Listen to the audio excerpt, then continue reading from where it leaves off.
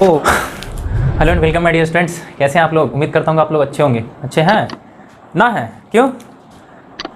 अच्छा, बहुत दिन पे वीडियो आ रहा है। अच्छा कोई बात नहीं, रेगुलर आएगा वीडियो, ठीक है? वीडियो रेगुलर आएगा। पहले पढ़िए तो सही से पढ़िए, सही से रिवीजन कीजिए।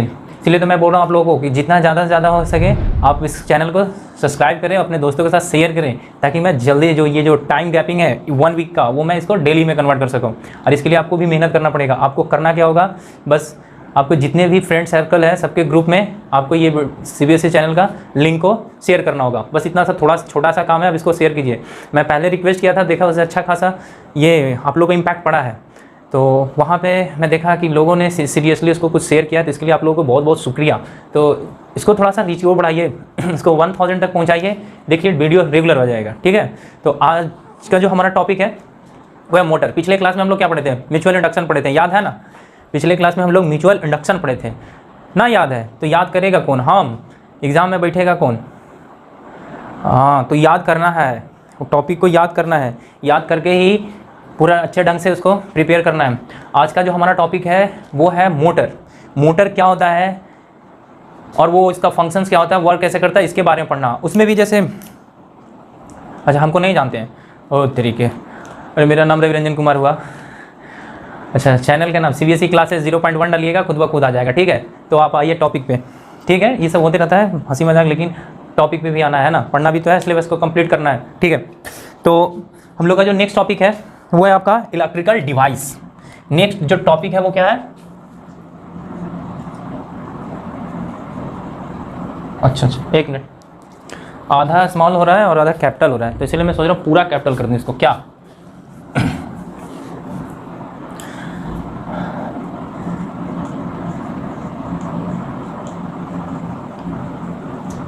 इलेक्ट्रिकल, हम लोग को पढ़ना है इलेक्ट्रिकल डिवाइस। क्या पढ़ना है? Electrical device.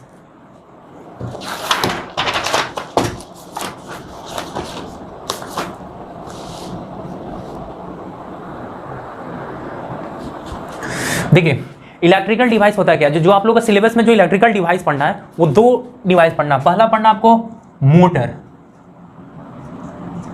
पढ़ना, और दूसरा पढ़ना आपको जनरेटर। पहला मोटर और दूसरा जनरेटर। मोटर में भी कौन सा मोटर? मोटर में भी हमको DC मोटर पढ़ना है, और जनरेटर में AC जनरेटर और DC जनरेटर दोनों पढ़ना है।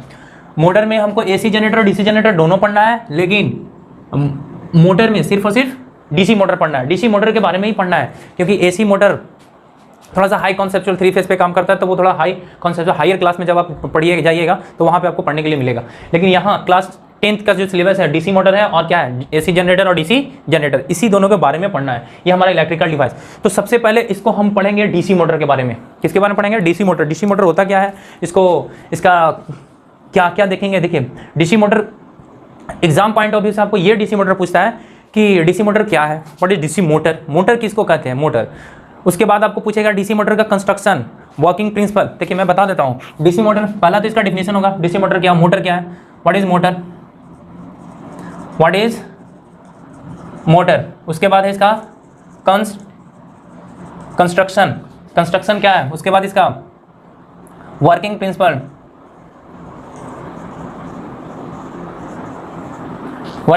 यही मोटर, कंस्ट्रक्शन और वर्किंग प्रिंसिपल, इसी में आ जाएगा। कंस्ट्रक्शन में कंपोनेंट्स का नाम आ जाएगा, वर्किंग प्रिंसिपल में थोड़ा एक्सप्लेन करना रहता है कि DC मोटर होता क्या है, इसका कंस्ट्रक्शन क्या है और वर्किंग प्रिंसिपल क्या है।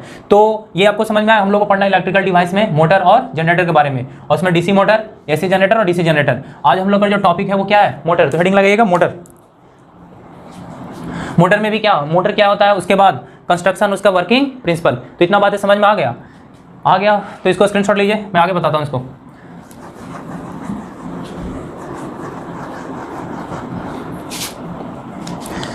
तो हेडिंग लगाइएगा मोटर। मोटर होता क्या है, मोटर। तो मोटर क्या है, देखिए an electrical device, electrical device which convert करता है किसको, electrical device which convert electrical energy into rotational mechanical energy में। एक इलेक्ट्रिकल डिवाइस है जो क्या करता है, वो इलेक्ट्रिकल एनर्जी को किसमें कन्वर्ट करता है, रोटेशनल मैकेनिकल एनर्जी, या कोई कोई बोलता है मैकेनिकल एनर्जी। तो मैकेनिकल एनर्जी भी ठीक है, लेकिन इसमें थोड़ा सा वो क्या करता है, रोटेशनल टर्निंग इफेक्ट देता है। मोटर क्या करता है, टर्निंग इफेक्ट देता है। तो इलेक्ट्रिकल एनर्जी के साथ साथ इलेक्ट्रिकल एनर्जी को किसमें कन्वर्ट कर देता है, वो रोटेशनल मैकेनिकल एनर्जी में। जैसे मोटर क्या, जैसे आपके घर में देखे होंगे, अभी तो सबसे अच्छा फैन एग्जांपल है आपका किसका, मोटर का। फैन एग्जांपल है किसका, मोटर का। अब तो बोलिए कि वो तो डीसी मोटर है नहीं, वो इलेक्ट्रिकल डिवाइस है। तो इलेक्ट्रिकल डिवाइस एसी से चल रहा है, एसी से चल रहा है, लेकिन प्रिंसिपल चाहे इलेक्ट्रिकल डिवाइस हो, चाहे ये सॉरी डीसी मोटर हो, चाहे एसी मोटर हो, जो वर्किंग प्रिंसिपल है वो दोनों का सेम है। बस हम करंट सप्लाई अलग अलग देते हैं, लेकिन वर्किंग प्रिंसिपल है वो दोनों का क्या है, लगभग सेम है, दोनों का सेम है। इलेक्ट्रिकल मोटर बोल लीजिए जिसमें आपको डीसी, ये क्या बोलते हैं उसको, डीसी मोटर है, और या एसी मोटर है, दोनों का वर्किंग प्रिंसिपल क्या है, सेम है। अब देखिए यहाँ पे, तो मोटर क्या है, इलेक्ट्रिकल डिवाइस है which convert electrical energy into किसमें, रोटेशनल मैकेनिकल एनर्जी में। जैसे आपका जो भी आपका घर का फैन हो गया, कूलर का फैन हो गया, किसी भी जैसे मिक्सर चलता है वो किस पे, मोटर पे, उसमें क्या लगा दिए, रोटेशनल मैकेनिज्म से लगा दिए, और उसमें ब्लेड लगा के उसको मिक्सर बना दिए। तो सबका प्रिंसिपल एक ही है, वो क्या करता है, इलेक्ट्रिकल डिवाइस है जो क्या करता है, इलेक्ट्रिकल एनर्जी को किस में कन्वर्ट करता है, मैकेनिकल एनर्जी में कन्वर्ट करता है। अब ये मोटर की बात होता है, सारा मोटर में एक ही फंक्शन, इलेक्ट्रिकल डिवाइस को किस में कन्वर्ट करना, मैकेनिकल, रोटेशनल मैकेनिकल एनर्जी में कन्वर्ट करना, क्या कहलाता है, मोटर कहलाता है। अब देखिए टाइप्स ऑफ मोटर, कितने टाइप का मोटर है, मैं भी बताया पहले आप लोग को। एसी मोटर भी होता है, और दूसरा क्या है आपका, डीसी मोटर। एसी मोटर मतलब जो अल्टरनेटिंग करंट पे काम करता हो, अल्टरनेटिंग करंट नेक्स्ट चैप्टर है आपका, अल्टरनेटिंग करंट पे काम करता हो, नहीं नेक्स्ट चैप्टर क्या, मैं इसको तो एक्सप्लेन किया हूँ, अल्टरनेटिंग करंट आगे मैं इसको एक्सप्लेन कर दूंगा। अल्टरनेटिंग करंट कब, जब ये एसी जनरेटर पढ़ेंगे तब। वो मोटर जो एसी वो मोटर जिसका सप्लाई एसी करंट हो, कौन सा करंट हो, एसी करंट, तो वो एसी मोटर होता है। और जो डीसी मोटर, डायरेक्ट करंट, जो जिसका सप्लाई डायरेक्ट करंट से चलता है, उसको हम क्या बोलते हैं, डीसी मोटर बोलते हैं। तो ये दो टाइप का मोटर है आपका, एसी मोटर और डीसी मोटर। अब हम लोग को इसमें जो पढ़ना है ना, वो डीसी मोटर के बारे में पढ़ना है, इसके बारे में पढ़ना है, डीसी मोटर।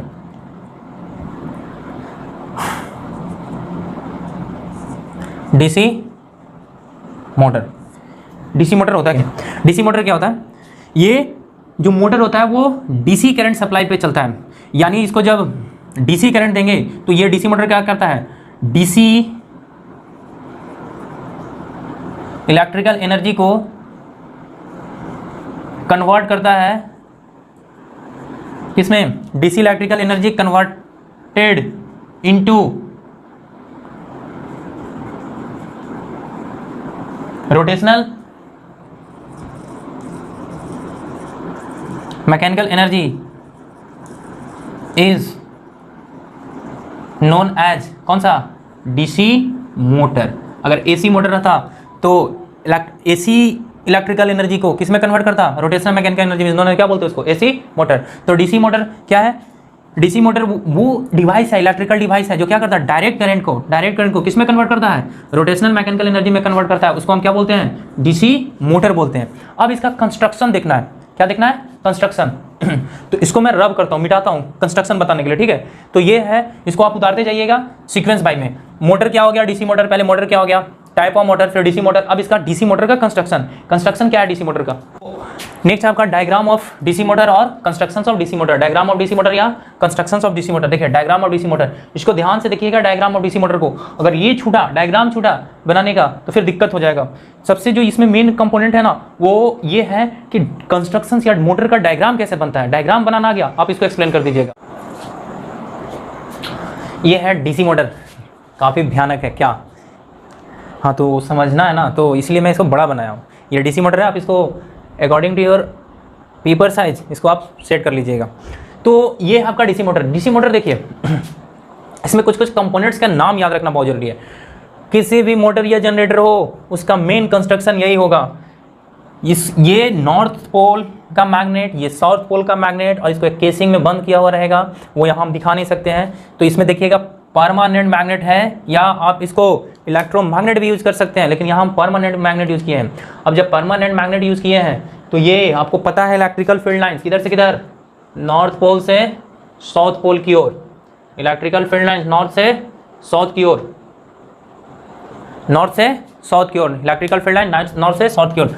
अब ये जो आपको दिखाई दे रहा है रेक्टेंगुलर शेप में, ए बी सी डी नाम देते हैं इसको, ए बी सी डी नाम दे देते हैं, ए बी सी डी नाम दे देते हैं। ये जो आपको दिखाई दे रहा है रेक्टेंगुलर से में, इसको हम आर्मेचर कॉइल बोलते हैं। आर्मेचर कॉइल कुछ नहीं होता है, जैसे मान लीजिए ये एक, मान लीजिए सॉफ्ट आयरन कोर है। सॉफ्ट आयरन कोर क्या होता है? सॉफ्ट आयरन मतलब ये आयरन का बना हुआ है, इस पर हम क्या कर रहे हैं, कॉपर बाइंडिंग कर देते हैं, बहुत सारा टर्म से कॉपर बाइंडिंग इसको कर देते हैं, तो ये आर्मेचर कॉइल बन जाता है। अब आर्मेचर कॉइल को कहाँ रख देते हैं? मैग्नेटिक फील्ड के बीच में। ये मैग्नेटिक फील्ड नॉर्थ पोल और south pole, permanent magnetic field यहाँ पर अप्लाई किए हैं। आप इसको इलेक्ट्रोमैग्नेट भी बना सकते हैं, डजंट मैटर, काम वही करेगा। मैग्नेट का काम क्या है?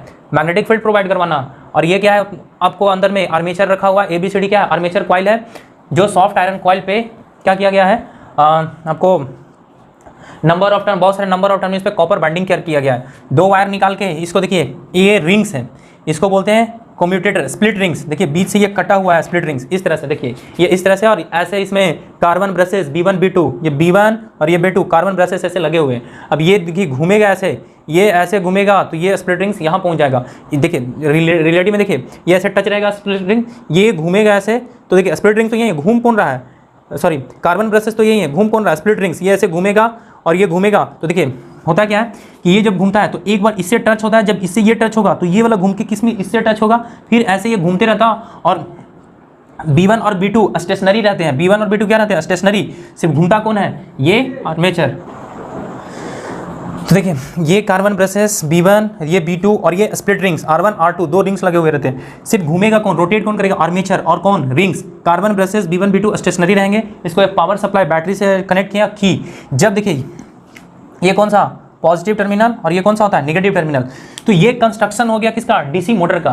कंस्ट्रक्शन के बाद क्या करना रहता है? एक एक इक्विपमेंट्स का एक्सप्लेनेशन करना रहता है कि परमानेंट मैग्नेट क्या है, मैग्नेटिक फील्ड प्रोवाइड करवाना, आर्मेचर क्या है उसके बारे में लिखना, स्प्लिट रिंग्स क्या है, कार्बन ब्रशेस क्या होते हैं, पावर सोर्स, बैटरी आपको पता है बैटरी इसमें लगेगा तो ये चलेगा, क्योंकि ये डीसी मोटर पढ़ रहे हैं, डीसी मोटर में डायरेक्ट करंट बैटरी ही देगा, नहीं तो एसी करंट को भी हम उसको एम्पलीफाई करके डीसी करंट में चेंज करते हैं।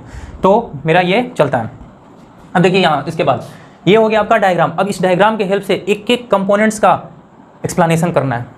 क्या करना है? एक्सप्लेनेशन, कंस्ट्रक्शन, सारा कंपोनेंट्स का एक्सप्लेनेशन करना कि परमानेंट मैग्नेट क्या है, आर्मेचर क्या है, स्प्लिट रिंग्स क्या होते हैं, कार्बन ब्रशेस क्या होते हैं, और ये क्या लगा हुआ है? ये स्प्रिंग लगा हुआ है। क्यों?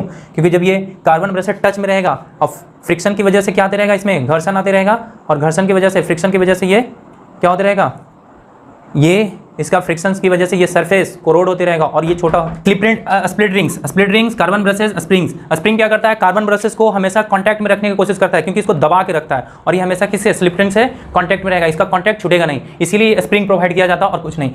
जब ये होता है, जब इसमें हम करंट देते हैं, करंट देंगे तो ये कहाँ जाएगा? ये कार्बन ब्रशेस में करंट फ्लो होगा, और ये करंट फ्लो होगा किधर? देखिए मान लीजिए ये पॉजिटिव टर्मिनल, अब करंट दिए, इसमें करंट फ्लो होगा किधर? ये पहले CD से ऊपर जाएगा और BC से नीचे आएगा। आपको पता है जब CD से BC, ये CD से ऊपर जाएगा और AB से क्या होगा? नीचे आएगा। नीचे आएगा तो क्या होगा?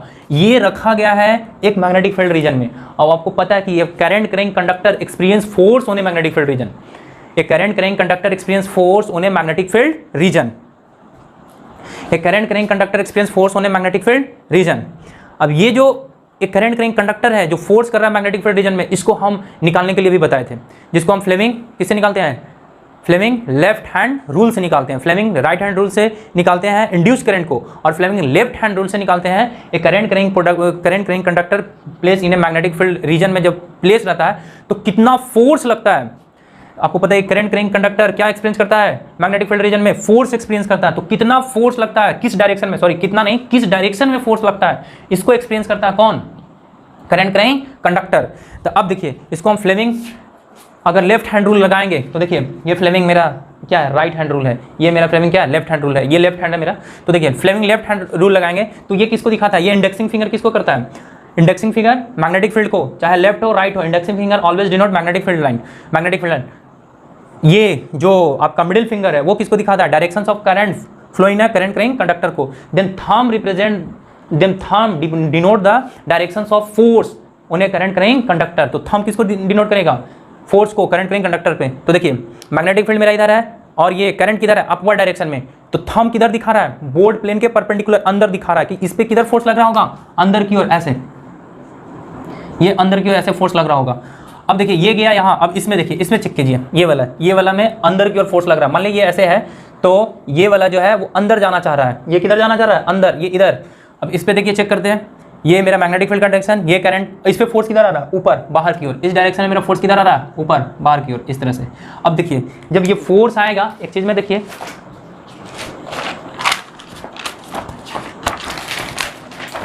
ये मान लीजिए आर्मेचर कॉइल है, कर्मेचर, इस पे फोर्स लग रहा है नीचे और इस पे फोर्स किधर लग रहा है? ऊपर। जब ये नीचे और ये ऊपर, तो इसको क्या कर लेगा? टर्निंग इफेक्ट देगा, जिसको टॉर्क बोलते हैं, टर्निंग इफेक्ट। और ये इसको क्या कर देगा? रोटेट करवा देगा। फिर आएगा यहाँ ऐसे, अब जैसे देखिए ये घूमेगा तो स्प्लिट रिंग्स भी घूमेगा और फिर ये वाला कॉइल इस यहाँ पे आ जाएगा और ये यहाँ चला जाएगा। और करंट का डायरेक्शन, अब देखिए फिर इसको किधर घुमाएगा? नीचे और फिर ये ऊपर, तो ये पूरा रोटेट हो जाएगा 360 डिग्री पे। और then after therefore our motor will be start, our motor will be क्या हो जाएगा? स्टार्ट हो जाएगा। ये टर्निंग इफेक्ट। और तो ये जो अभी हम बताएं वो क्या है? वर्किंग प्रिंसिपल है मोटर का, कि मोटर किस प्रिंसिपल पे काम करता है। तो किस प्रिंसिपल पे काम करता है? कि ये current current conductor experience force on A magnetic field reason, इस प्रिंसिपल पे कौन काम करता है? आपका मोटर काम करता है। बात आई समझ में? तो मोटर का कंस्ट्रक्शन, मोटर क्या होता है, मोटर का वर्किंग प्रिंसिपल समझ में आ गया।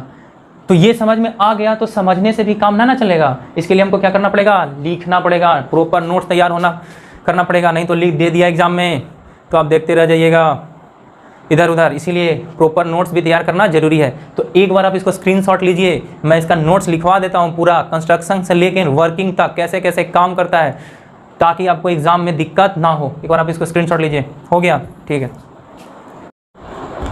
तो देखिए अभी मैं एक्सप्लेन किया वर्किंग में बाय द लैंग्वेज लिखवा दिया। लैंग्वेज क्या है? Working principle of a motor, जो मैं बोला वही लिखवाया। When a current current conductor is place in a magnetic field region, it experiences a force और क्या? टॉर्क, फोर्स या torque, due to which coil rotate in a magnetic field region, जिसके कारण कॉइल क्या करता है? मैग्नेटिक फील्ड रीजन में rotate करता है। कंस्ट्रक्शन, जो डीसी मोटर में कौन कौन से पार्ट थे मैं आपको बताया था। आर्मेचर कॉइल था, फील्ड मैग्नेट था, स्प्लिट रिंग्स, और इसी को क्या बोलते हैं? कम्यूटेटर, कार्बन ब्रशेस और क्या? बैटरी। आर्मेचर कॉइल क्या था? रेक्टेंगुलर कॉइल था, जिसमें क्या नंबर ऑफ टर्म रहते थे इंसुलेटेड कॉपर वायर के, और ओवर ये सॉफ्ट आयरन कोर पे वो उंड रहता था। सॉफ्ट आयरन कोर पे क्या रहता था? उसको लपेटा हुआ रहता था। इन फिगर, जो फिगर में था एबीसीडी क्या था आपका? आर्मेचर कॉइल था। फिगर में एबीसीडी क्या था आपका? आर्मेचर कॉइल था। उसके बाद क्या? Field magnet. फील्ड मैग्नेट में हम क्या यूज कर रहे थे? या तो परमानेंट मैग्नेट यूज कर रहे थे या इलेक्ट्रोमैग्नेट यूज करेंगे। किस लिए? To provide permanent magnetic field. Magnetic field क्या करने के लिए? मैग्नेटिक फील्ड उसको प्रोवाइड करने के लिए। किसको? आर्मेचर कॉइल को। अब यहाँ से बच गया स्प्लिट रिंग्स और कम्यूटेटर, कार्बन ब्रशेस और बैटरी। आप इसको स्क्रीनशॉट लीजिए, मैं इसको लिखवाता हूँ, ये इरेज करता हूँ। आप इसको स्क्रीनशॉट लीजिए, मैं इसको इरेज करता हूँ। हो गया? क्योंकि ये आपको काम देगा एग्जाम में एक्सप्लेनेशन करने के लिए 5 मार्क्स क्वेश्चन में। लगता है ये ब्लू वाला सही दिख नहीं रहा ना। अगर जो भी दिक्कत हो ना नीचे कमेंट्स बॉक्स में कमेंट कर दीजिएगा। ब्लू वाला शायद नहीं दिख रहा ना। चलिए कोई बात नहीं, नेक्स्ट वर्ड्स में ध्यान देंगे, सिर्फ ब्लैक कलर से लिखूंगा। ठीक है? तो देखिए नेक्स्ट जो एक्सप्लेन करना कंपोनेंट्स को वो है स्प्लिट रिंग्स और commutator. These are two halves, मैं बताया था क्या था ये कम्यूटेटर क्या थे? एक ही रिंग्स के ऐसे कटा हुआ था ये halves. These are two halves, ये एक रिंग बना के उसको बीच से काट दिए और इसको किससे कनेक्ट कर दिए? कार्बन ब्रशेस से लेके कहाँ? ये कार्बन ब्रशेस से, और इसे किसको कनेक्ट कर दिए? आर्मेचर को। किसको कनेक्ट कर दिए? आर्मेचर को। और ये कार्बन ब्रशेस को किससे? इलेक्ट्रिकल डिवाइस, जो मेरा बैटरी था उससे कनेक्ट कर दिए।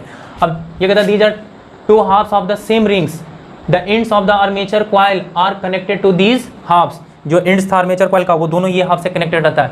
बीच रोटेट विद द आर्मेचर, जो किसको ये क्या करते हैं? आर्मेचर के साथ क्या करते रहते हैं? रोटेट करते रहते हैं। आर्मेचर के साथ क्या करते हैं? रोटेट करते हैं।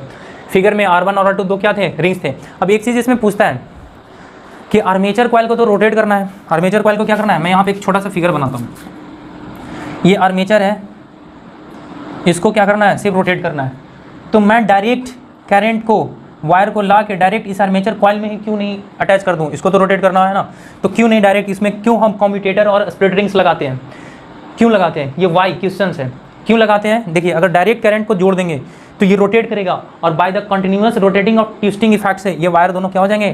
टूट जाएंगे। वायर क्या हो जाएंगे? टूट जाएंगे। ट्विस्टिंग होते रहेगा, वो एक दूसरे में क्या हो जाएंगे, ट्विस्ट होते जाएंगे और फाइनली ये क्या हो जाएंगे, ब्रेकआउट हो जाएंगे। तो सर्किट मेरा ब्रेक हो जाएगा, फाइनली मेरा मोटर रुक जाएगा। इसलिए बाय द ट्विस्टिंग इफेक्ट से बचने के लिए, वायर को टूटने से बचने के लिए हम क्या लगाते हैं, स्प्लिट रिंग्स और कार्बन ब्रशेस का अरेंजमेंट लगाते हैं, जिसको हम क्या बोलते हैं, कम्यूटेटर बोलते हैं।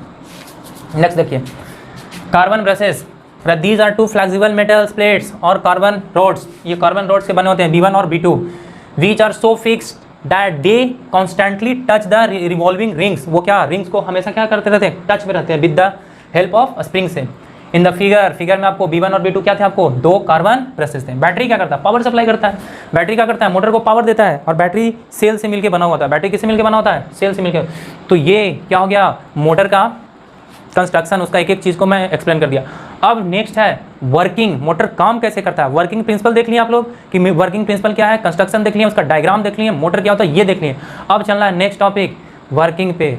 हाँ, तो 5 नंबर ऐसे ही मिलेगा क्या है, लिखना पड़ता है, पढ़ना पड़ता है, तब 5 नंबर मिलता है, ऐसे नहीं मिलता है।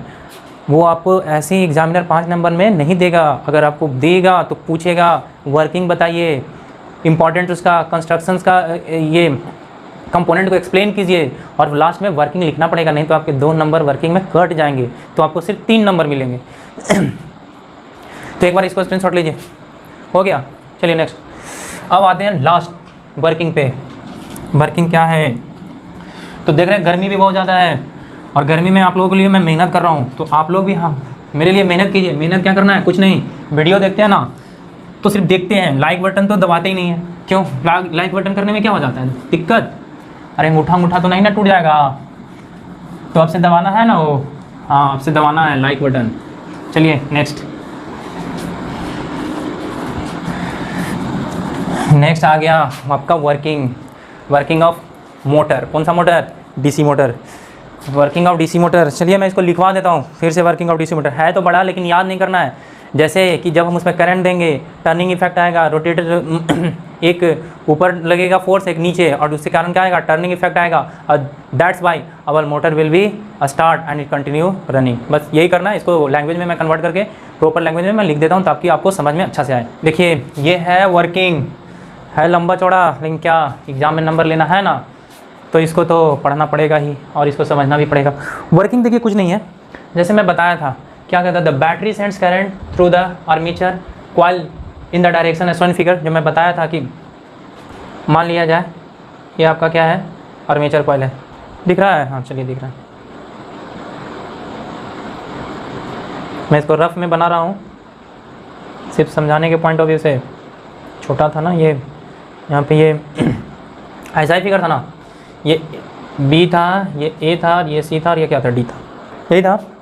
देखिए जब करंट बैटरी जाएगा यहाँ से, ये पहले ये कौन था, ये R1 था, और ये R2 था, ये B1 था, और ये B2 था, यही था, देख लीजिएगा। करंट जाएगा इसमें, कर रहा है as shown in figure, applying Fleming left hand rule. यहाँ फ्लेमिंग लेफ्ट हैंड रूल लगाइए। करंट मेरा किधर, इधर मैग्नेटिक फील्ड का डायरेक्शन ये है ना मेरा,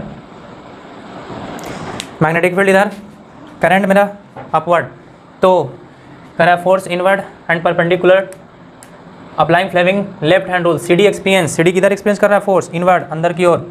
CD किधर फोर्स एक्सपीरियंस कर रहा है, इनवर्ड अंदर की ओर, directed inward as perpendicular to the plane of the coil. ये जो परपेंडिकुलर कॉइल, ये प्लेन ऑफ कॉइल है, इसके किधर परपेंडिकुलर, नीचे लग रहा है ना, फोर्स नीचे लग रहा है। सिमिलरली AB एक्सपीरियंस से फोर्स डायरेक्टेड आउटवर्ड। अब इस पे चेक कीजिएगा, यहाँ से करंट इधर आ रहा है, ये फोर्स करंट, तो ये किधर, थंब किधर दिख रहा है, ऊपर की ओर, तो इस पे करंट किधर, ऊपर की ओर।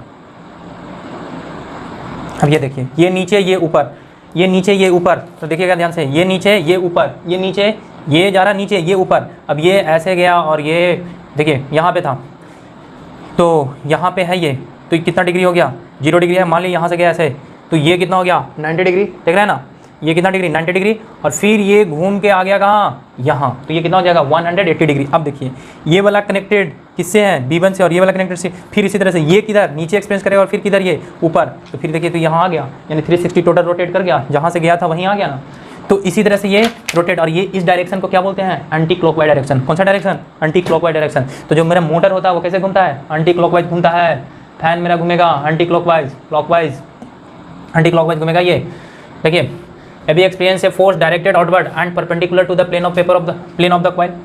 The two forces being equal unlike and parallel form में क्या कपल बनाता है। कपल क्या करता है, टर्निंग इफेक्ट। जैसे साइकिल का हैंडल देखें ऐसा जा रहा है, ये वाला इधर ये इधर, कपल टर्निंग इफेक्ट देता है। क्या देता है, टर्निंग इफेक्ट। जैसे दरवाजा का हिंज रहता है, मान लीजिए यहाँ से आपको खोलना है, यहाँ हिंज लगा हुआ है, आप यहाँ फोर्स देते हैं और ये फोर्स यहाँ देते हैं, ये किधर इधर, तो ये इधर जाता है, तो इसको आप क्या करते हैं, धक्का देके इसको खोल सकते हैं ना, तो वही कपल होता है वो।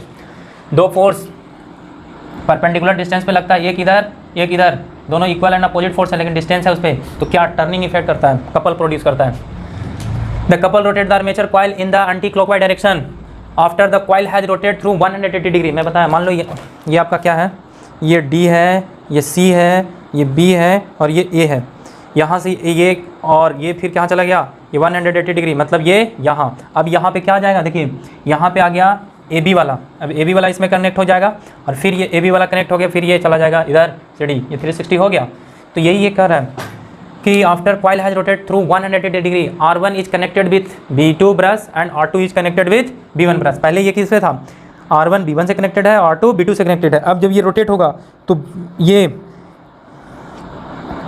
R1 ये जो रिंग्स हो जाएगा वो किससे, B2 से कनेक्ट हो जाएगा और ये किससे, B1 से कनेक्ट हो जाएगा। Therefore the directions of current in AB and CD is reverse. Now CD experience an outward force and AB experience has downward force. अब CD एक्सपीरियंस करेगा आउटवर्ड फोर्स और AB एक्सपीरियंस कैसे करेगा, downward force.